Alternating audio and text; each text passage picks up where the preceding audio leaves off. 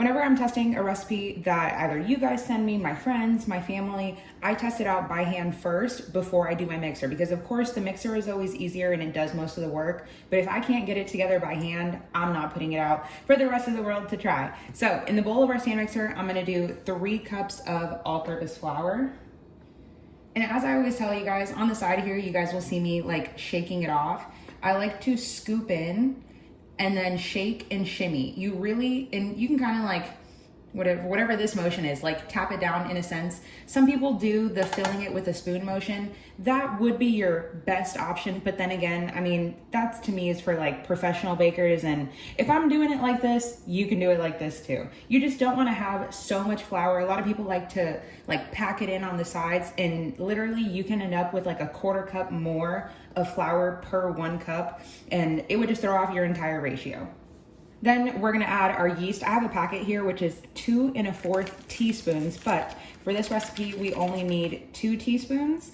And this is instant yeast. I really hate that the grocery stores have so many different names for it. So it's known as quick rise, rapid rise, instant. Those all mean the same thing, and I wish they would just label it that way, because I feel like it's so confusing, and especially when they have different price points too. So either instant, quick rise, rapid rise. The only difference between this and a traditional yeast is that this one does not have to be bloomed in water. Usually you would add water and sugar and let it sit, and then it would get foamy and bubbly. If you guys have seen my other videos that I've bloomed the yeast, then you guys can go check that out. But this does not require it to be bloomed separately. If you don't have instant yeast, all of these steps that I'm saying, except for the flour, you would want to take the water, the yeast, the sugar, and set that aside, and then you can add it in once it's bubbly and foamy. Then I'm gonna add 2 teaspoons of some salt, and then 2 teaspoons of sugar. Do not worry, this is not gonna make your dough sweet whatsoever. Yeast needs sugar to feed on, so if you didn't wanna do sugar, you could add honey, but for this step, I would recommend the sugar. And no, it will not work with no like keto sweetener or anything. I've tried, doesn't work. So then to all of this, I have 1 1/4 cup of warm water. I always tell you guys, warm to the touch, warm to the skin. You want it to be, it sounds terrible comparing that in like food wise, but you want it to be like bath water. You definitely do not want it to be hot, because that will kill your yeast, and you don't want it to be cold, because then your yeast can't activate. Last step is a tablespoon of some olive oil. You could do avocado oil. You can even do vegetable oil. The olive oil here is for a tiny bit of flavor, but also it just really helps to me give, do you guys hear the bird? I hope you guys heard that. Okay, anyway, the oil helps give it like some springiness. I just feel like it works best with olive oil. So I'm gonna mix this on like a low speed, just until it comes together in like a nice little cohesive ball. And don't forget, halfway through your mixing process, when you feel like it's all looking good, always bring in a silicone scraper or even a bench scraper and just go around the sides and the bottom of the pan. I just said of the pan, I meant the bowl. I'm gonna go ahead and shut this off. This is exactly what you are wanting your dough to look like. One cohesive ball. It's a little tacky, but it's not very sticky pretty much whatsoever. The thing I love about dough, any type of dough really, is that it always looks like it's not gonna come together, but once you give it that, it only needs 1 scrape down in the middle of its kneading process. Once you get that middle scrape done, everything just comes together, and it literally just pulls away so cleanly in your bowl. And actually, the bowl is so clean, you wanna let this rise in an oiled bowl until it doubles. Now, it is hot as hell out here. It is like grossly hot in Texas. So this literally, if I put it outside, if I put it outside, it would probably rise in like 30 minutes, but I'm gonna leave it inside by the window. You can even put it in the oven, no heat, just the oven light on. The oven light gives like off a little bit of heat. Anyway, I'm gonna oil the sides of this bowl. Let me just show you guys. We're gonna oil the bowl. I just take it around, and then I just like to pick up the dough, make sure you get it coated in some oil. And the dough rises pretty high, so you just wanna make sure the bowl is good enough. And then that's it. I'm just gonna cover this with a kitchen towel, and I'm gonna set it by the window for an hour and a half. Okay, it's been an hour and a half. Our dough definitely rose. like doubled in size. Now, I'm gonna take this is a little bench scraper, but a silicone scraper will work too. You want a lightly floured surface, not crazy floured. You don't wanna incorporate any more flour really if you don't have to. And as I always say, whenever you are using your kitchen counter as your floured work surface, wipe down your counter before any little crumbs. Dough obviously picks up every little thing. So you wanna make sure that your surface is super clean and doesn't even have like a speck of pepper in there. I'm gonna take my bench scrape and just kind of toss it in the flour a little bit, just so I don't have to use a knife, because of course you don't wanna use knives on your counter. Now, we just worked up all of that nice like gas essentially from the yeast. Why is my brain not working? So now I wanna have my dough in strips. You can grab a rolling pin or you can just kind of do it by hand. I'm gonna try to do it by hand as much as possible because we're not going for like pizza crust thinness here. I just want it to be somewhat like cuttable and that it's like relatively the same size. And also so we don't have to wash our rolling pin and make more dishes for ourselves. Okay, I think this is pretty good. Now, you're just gonna cut 1-inch strips. I'm trying to look in the camera to make sure we are in focus and in frame here. So I'm gonna take my pastry cutter here, my little bench scraper also, and I'm just gonna cut it into strips. Now, what you're gonna do is kind of just roll it. Let's see, are we in frame? Yes, we are. Kind of roll it into a little log here, like I don't smoke cigars, so I don't know, but I guess like a longer cigar shape, and you're literally just gonna make it into a knot formation, just like that. And that's literally it. So I'm gonna work, and depending on how big or how small you make them will determine how many you end up with. I think this is gonna be perfect. I'm probably gonna I should have made them smaller actually now that I think of it, because they are gonna rise one more time.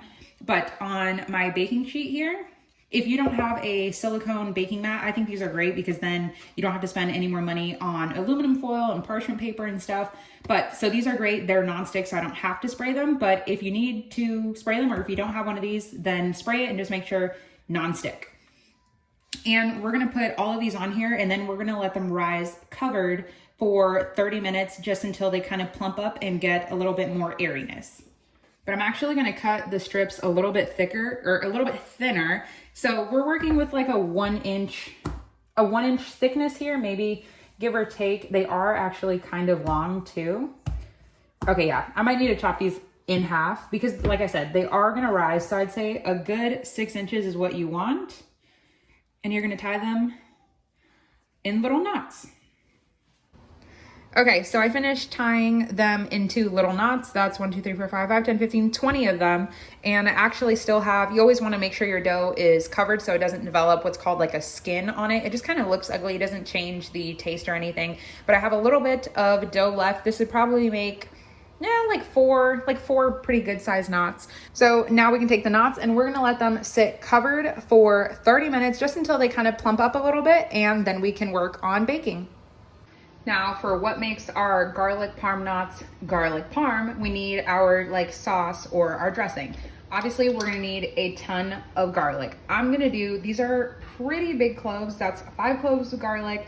I would say for every 5 cloves, I would do 1. So I'm making like roughly 25. So 5, 10, 15, 20, 25. Okay, I had to make sure my math was correct on that. But like I said, these are pretty big cloves.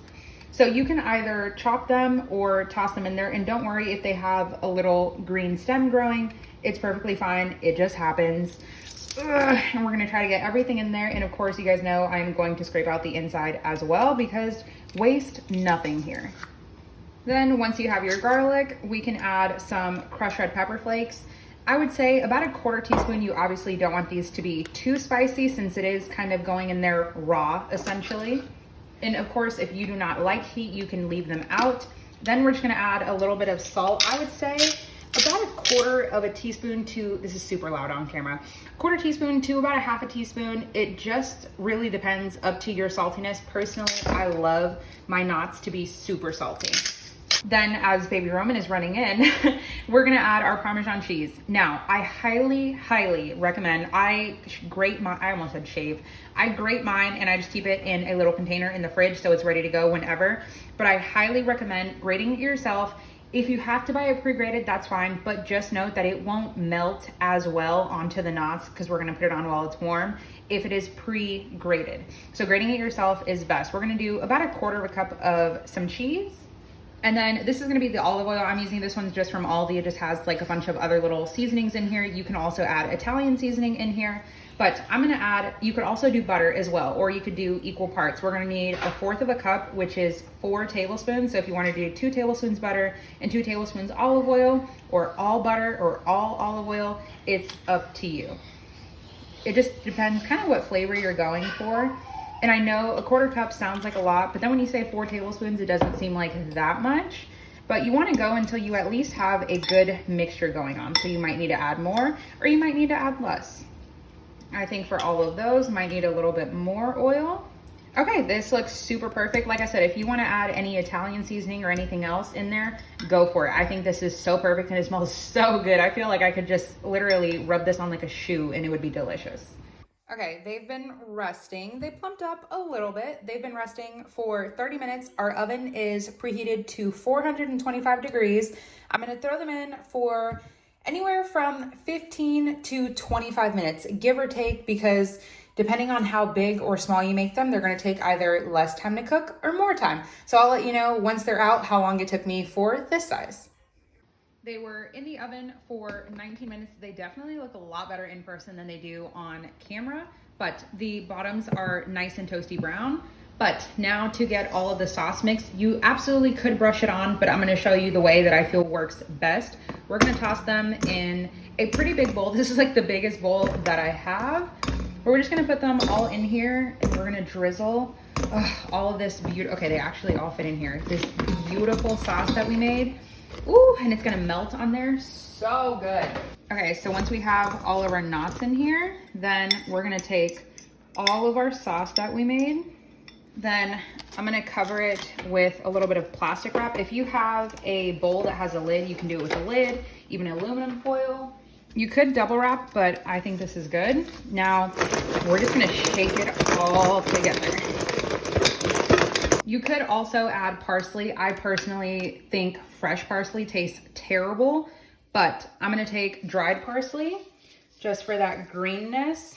And then in case any of your seasoning gets stuck to the bottom like mine did, we're just gonna go and just lift it up. Oh, I wish you guys could smell this. Oh my goodness. Bonus points to anybody who gets the ones that have all of that garlic. This is gonna be incredible. You guys ready for this? We're just gonna take this one. Can you guys see how nice and pillowy that is? I'm just gonna slather it in all of this sauce. Oh my God, it's incredible. Wow. You guys need to make these.